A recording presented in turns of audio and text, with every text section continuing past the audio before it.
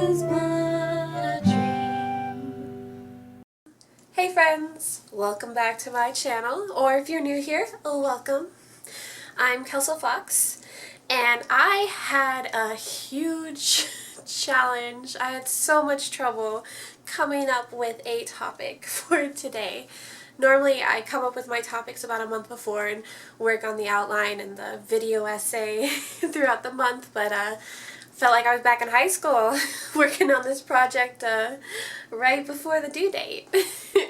But anyway, so as I was like, I can't think of anything, I felt so much shame and a little bit of guilt, and then I was like, light bulb, perfect idea.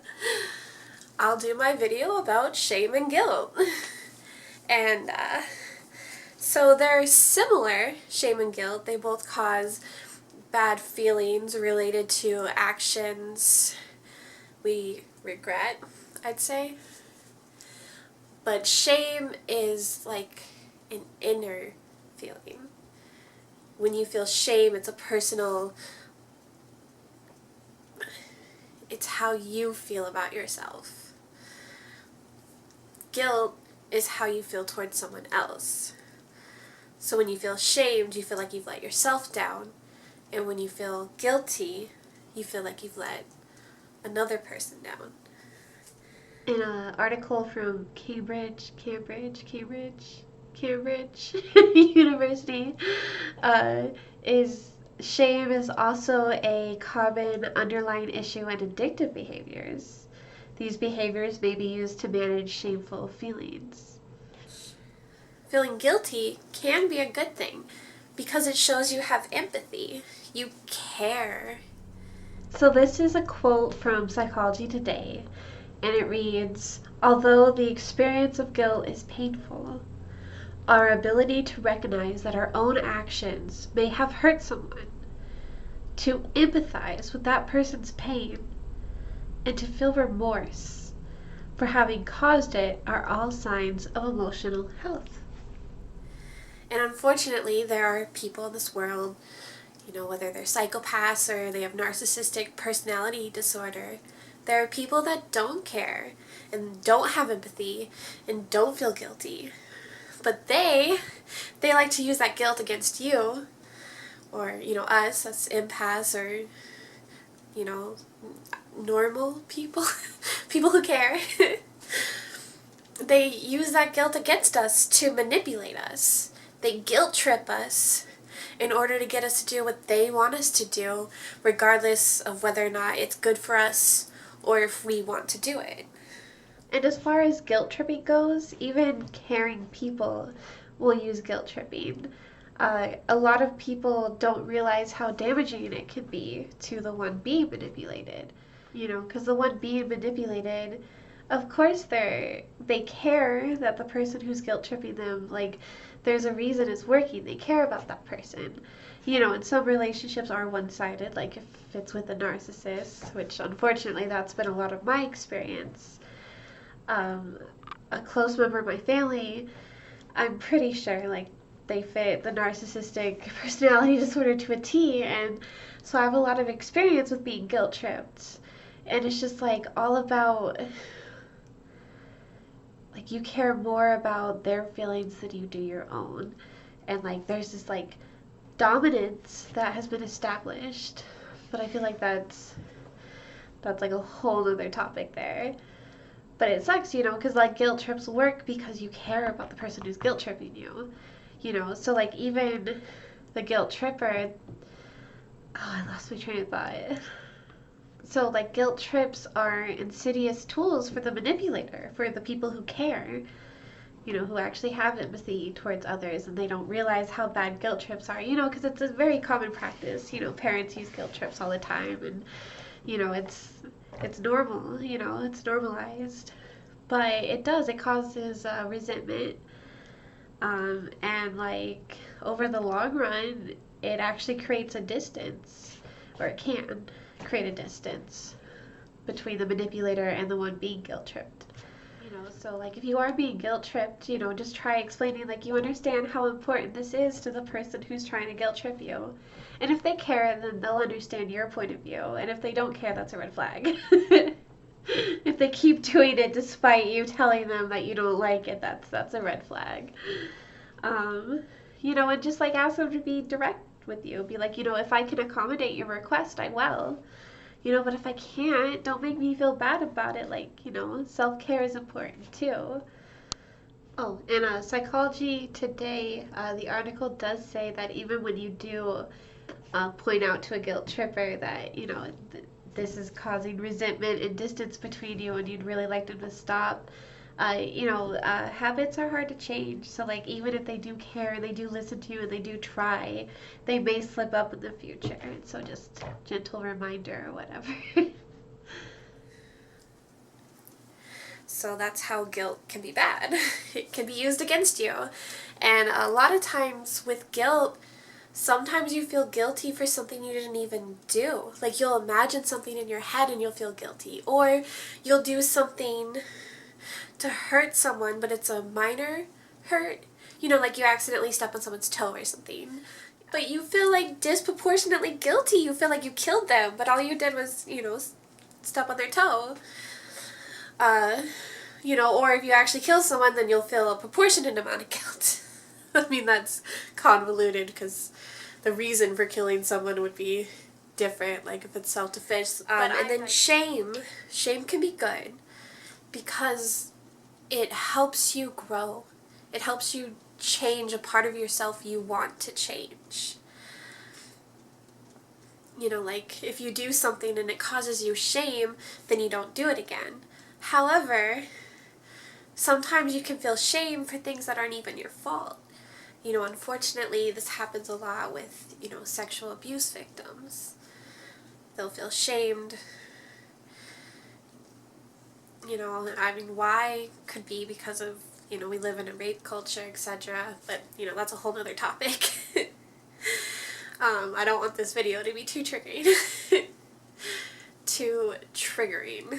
I want this, Anyway, so, shame can be bad. It can debilitate you. It can make it hard for you to function and go through life. If you feel, or like religion, again, another topic, but, some religions can cause people to feel shame over things that are perfectly normal and healthy. And then that can be a bad form of shame. Shame is also tied to your sense of self-worth. Like the more shame you feel, the less confident you are, the more insecure you are. And unfortunately, like a lot of like mental illnesses like OCD and ADHD and stuff like that will just cause you to feel shame. And one could argue that the shame a lot of people with OCD or ADHD feel is a direct result of the environment that is aimed for neurotypicals. But I think that's probably a whole other topic as well. However, if you are feeling ashamed, and if you're feeling guilty, and/or feeling guilty, there's something you can do about it. If you're feeling ashamed, you've got to learn how to accept yourself. And, an acceptance by others helps one overcome shame as well. And as far as guilt, being forgiven. Forgiveness helps with your guilt. You forgive yourself. If, the offended party forgives you, even better. But they don't owe you forgiveness. So if you are one who has an overwhelming and distressing amount of shame and guilt for reasons beyond your control, the way you were raised or the people around you when you were growing up, or even like as an adult, we can be in positions where shame and guilt are used against us. And just self-compassion. It seems so simple, but it's so hard for so many of us. It's so hard for us to love ourselves the way, like especially if we haven't had a lot of people in our lives show us compassion. It's hard for us to have compassion for ourselves. And other people, it's really easy to be compassionate for yourself. Everyone's different. So this article is from Cambridge University, cambridge.org, and it says, however, the development of self-compassion need not depend on the attitude of others. The growth of mindfulness practice in the mental health field has reframed the perennial wisdom gained from meditation practice. Although this practice takes varied forms, one of its core ingredients is the gradual recognition of a part of one's consciousness that observes one's mental processes in a non-judgmental way. This is the beginning of self-compassion. So in other words, like, stop judging yourself. Just accept yourself for who you are and accept that you're human and you're going to make mistakes. And probably a lot of the shame you feel isn't your fault. Good luck. And then, also with guilt, some of it might be your fault. Like, even if it is a proportionate, an appropriate, like, amount of guilt you feel, like, like I haven't been the best person in the past. I've cheated and I feel really guilty about it. But that guilt, it helped me so that I don't cheat again. But beyond that, it doesn't help. Sometimes it can make things worse, because if I'm beating up on myself, it's hard for me to be a good partner. So you have to forgive yourself at some point. You just, like there's, I've heard of different ways to do it. Just look yourself in the mirror, look at yourself in the mirror, and just say, I forgive you. And it's supposed to be like super powerful, and yeah, I've done it, and it was pretty powerful. Like, it worked for me, and just really mean it, and like really think about what you're forgiving yourself for, and a lot of people, they also have an easier time forgiving themselves if they feel like they've redeemed themselves. So, yeah.